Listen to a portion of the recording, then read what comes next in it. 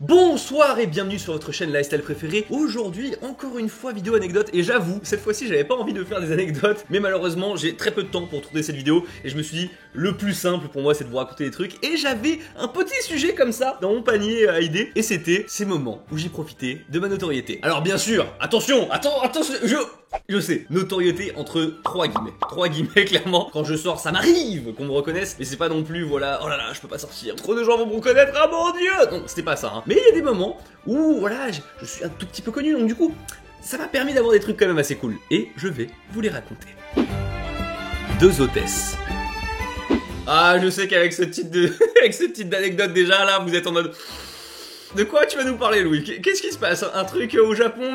Non, rien à voir. C'était une fois où j'allais au Japon, où j'allais prendre l'avion. Et vous savez, bah quand je vais prendre l'avion, enfin c'est comme tout le monde, hein, j'imprime mon ticket à l'avance, j'arrive 10 plombes à l'avance. Au moment d'arriver pour déposer tes bagages, sur Air France en tout cas, c'est tout automatisé. Tu arrives sur la machine, tu déposes ta valise. Il y a quand même une personne qui est là pour te dire, vous pouvez aller sur la file numéro 7, vous pouvez aller sur la machine numéro 2, la machine numéro 4, la machine numéro 3. Bref, il y a une personne qui te guide comme ça. Et au moment où on va me guider vers une machine, je vois l'hôtesse de l'air, mais du coup comment on pourrait dire l'hôtesse de l'air mais sur terre, bref, qui est là et qui, je vois, elle a une réaction, elle a... Et c'était trop drôle. Je crois dans son cerveau en fait elle m'a reconnu, elle allait dire quelque chose, mais elle s'est dit mais attends mais en fait c'est pas pro et je peux pas lui dire quelque chose. Une réaction trop bizarre comme ça de... Moi, je m'amuse un peu de la situation, mais écoutez, hein, je veux pas la déranger, elle est en train de travailler. Je scanne mon bagage, je le dépose. C'est réglé. Pour l'instant, vous vous dites, putain, c'est une anecdote trop chiante, qu'est-ce qui se passe, je comprends rien. Et bien, ce qui est intéressant, c'est qu'au bout d'un moment, mais peut-être au bout de, je sais pas, 2-3 minutes, après avoir passé l'entrée de la douane, j'entends quelqu'un, mais qui court, vraiment de loin, j'entends quelqu'un qui court à fond, et je me dis, tu sais, je me retourne, je me dis, mais forcément, qu'est-ce qui se passe?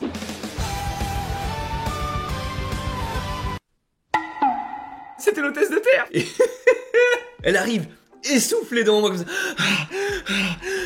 Excusez-moi, je vous ai reconnu, vous êtes bien le youtubeur Louis-San. Et j'étais mort de rire, j'étais en mode, je sais que tu m'as reconnu tout à l'heure, mais tu pouvais rien faire. Et elle m'a dit oui, effectivement, vu que je suis au taf, j'ai pas le droit, donc là je viens de prendre ma pause. Tu sais, imaginez, à la fin elle a couru comme ça, je dis ah non, pas de photo par contre, hein, non, clairement vous me dérangez, je peux pas. Non, elle était super cool, c'était super agréable. Je lui ai demandé si je pouvais avoir justement un petit surclassement, et du coup j'ai été en première pendant tout le vol. C'est faux, c'est totalement faux. Ce n'est pas vrai, j'aurais bien aimé, mais je vais quand même en profiter. Et une fois dans l'avion, bah, l'avion décolle, tout ça, tout va bien. Moi je suis plutôt de bonne humeur, clairement, vous voyez, on vient de me reconnaître, j'étais saucé, tout ça, Boulardo, on connaît. Au bout d'un moment, je sais pas, au bout de 3-4 heures, je vais aux toilettes, normal. Je fais la queue pour aller aux toilettes, parce qu'il n'y avait pas que moi qui voulais y aller. Là il y a une hôtesse de l'air qui arrive, cette fois c'est bien une hôtesse de l'air parce que nous sommes dans l'avion. Il y a une hôtesse de l'air qui arrive, qui croise mon regard. Et là au bout d'un moment, elle me prend mon bras. Nani? Elle m'embarque. Moi j'avais oui, mais moi j'avais envie d'aller aux toilettes. Ferme ta gueule. D'accord. Je me retrouve dans le compartiment du personnel et là le steward.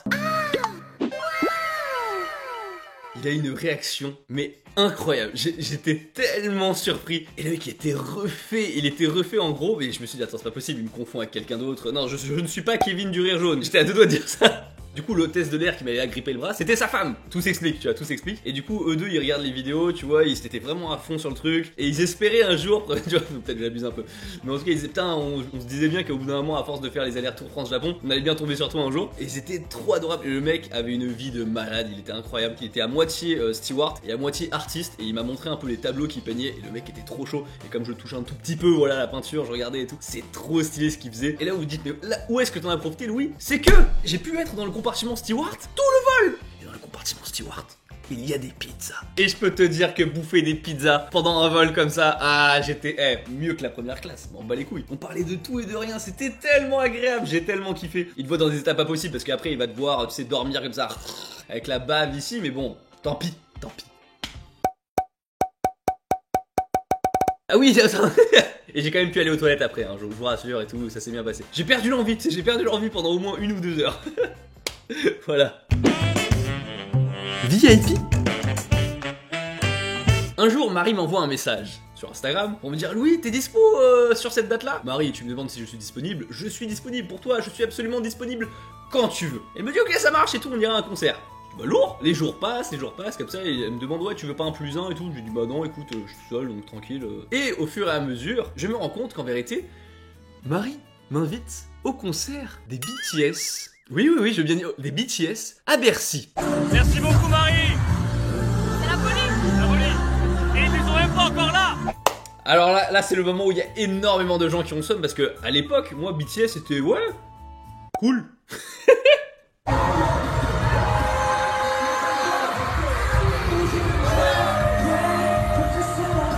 J'étais vraiment à ce niveau-là, tu vois, pour moi, des BTS. Hein. Vraiment, c'était pas le feu intersidéral pour moi. Bon, c'était cool, tu vois, quelques chansons que j'aime bien. Surtout Save Me, que j'adore. Celle-là, en tout cas, j'aime beaucoup.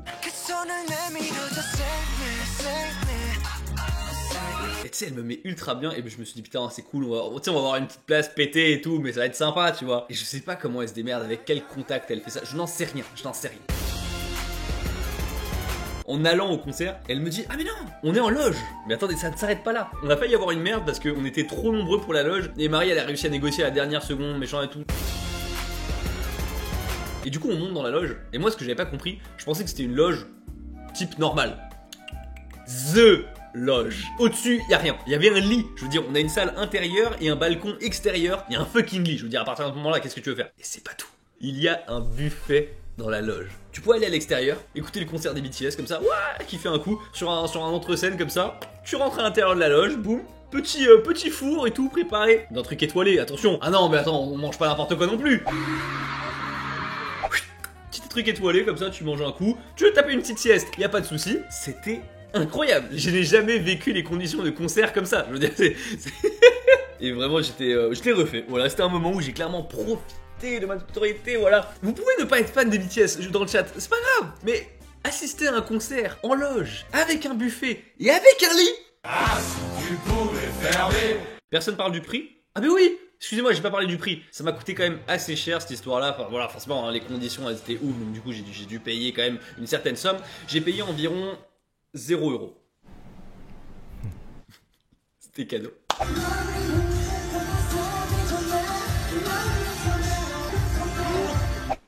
Allez, merci beaucoup, au revoir. Je dislikerai la vidéo. Tu sais, le mec, il cherche le bouton sur Twitch comme ça, il trouve pas une... En tout cas, sur la vidéo, je mettrai un dislike, voilà. Mais quel charron. Alors là, mesdames et messieurs, je vous prie de croire ce qui va arriver parce que même moi au début je n'y ai pas cru. Cette histoire ne me concerne pas vraiment moi, mais elle concerne un ami à moi. Un ami mais vraiment de longue date en plus, tu vois, un ami de longue date. Alors je vous remets dans le contexte. J'étais tranquillement dans mon lit, pépouze le matin, vraiment, 10 h, c'est un truc comme ça. Il m'envoie un message comme ça, il me dit « Eh mec, faut que je te remercie ». Je lui dis « Mais point d'interrogation, de quoi tu parles, clairement ?» Et il me dit « Attends, je vais t'expliquer, mais tu vas pas me croire. Je t'en prie, utilise ta bouche, utilise tes doigts pour m'expliquer. » Ah d'accord, ok, bah très bien, ok, bon, bah je vais prendre des notes, hein. Voilà, explique-moi bien, comment, que s'est-il passé, quoi? Faut que je t'avoue que je me suis servi de ta notoriété il y a pas longtemps pour choper, je dois te remercier mec. Et du coup je lui ai répondu, t'es pas sérieux? Si ça marche, c'est une anecdote de fou ça. Déjà à l'époque j'avais cru que c'était une anecdote de ouf. J'ai vu une meuf de mon école qui regardait une de tes vidéos.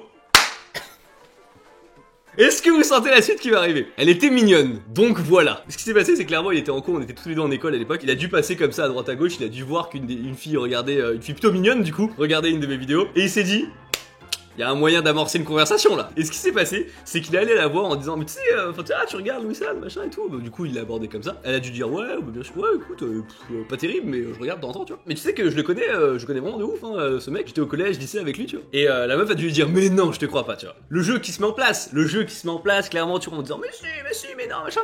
Prouve-le. J'ai dû ressortir des photos de 3e. Mais quel charreau! Même lui il a dit MDR, j'étais plié moi aussi, mais j'étais en mission dans ma tête et j'avais besoin de cette photo. Et c'était exceptionnel! Mais même moi je me reconnais pas, tu vois, dessus. Première fois qu'on me dit quand même qu'on arrive à pécho en me connaissant. C'est quand même, enfin genre, c'est pas que grâce à ça bien sûr, hein, croyez pas que j'ai un boulard non plus à ce moment-là. Boulardo, on connaît! Ça a été l'amorce du truc, tu vois, bref, c'est ça qui a été drôle. Il l'a pécho ou pas? Bah bien sûr, il l'a pécho. Champion! Louis qui a reçu trop de détails. Putain, vous êtes trop chaud! Je suis désolé, je tourne cette vidéo en live comme d'habitude, mais vraiment les gens ils sont trop chauds, tu vois. Ils arrivent à déceler le moindre truc. J'ai dit en fait que dans la discussion que j'ai eue avec mon pote, il a donné un peu des détails, voilà, que je ne dois pas révéler dans la vidéo, clairement, je ne dois pas les révéler. Et ils ont dit, attendez, ça sent les détails des lettres au Scrabble et tout, ça sent le... Ouais, voilà, hein, les mots qu'on triple. Go muscu.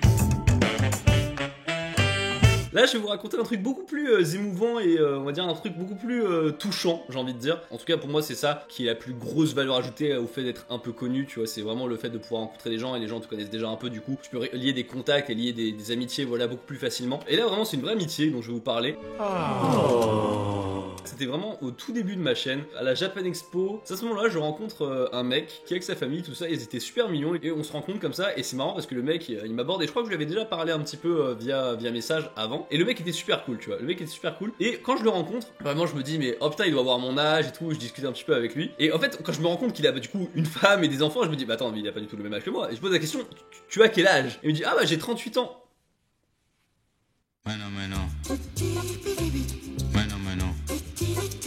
Pardon Attends, quoi?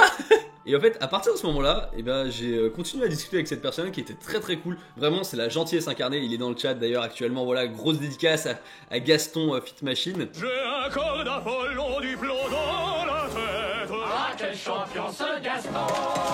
Et bref, c'était une super rencontre que j'ai fait. Et au-delà de ça, en fait, bah, j'ai pu faire plein de projets avec cette personne-là qui m'a rendu service à de nombreuses reprises. Quand j'ai fait mon premier clip, voilà, K-pop, où il était là en tant que staff pour organiser le truc. On était mine de rien, on était 10 dans ce truc-là, donc du coup, il était là aussi. Il m'a suivi sur plein de projets à droite à gauche. Et plus récemment, voilà, il m'a permis de me mettre entre guillemets à la muscu. Là, actuellement, forcément, les salles sont fermées. Mais grâce à lui, j'ai pu obtenir un abonnement à On Air. Donc du coup, maintenant, là, voilà, vous voyez, là, j'ai profité de ma autorité. Il joue le rôle de coach aussi, tu vois, avec moi. Je sais pas comment vous dire, mais c'est une des plus belles rencontres que j'ai avec YouTube. C'est un mec qui m'a vraiment apporté des vraies valeurs, tu vois, des valeurs profondes, de persévérance, mais aussi, tu vois, de bienveillance. Par le pouvoir de l'amitié!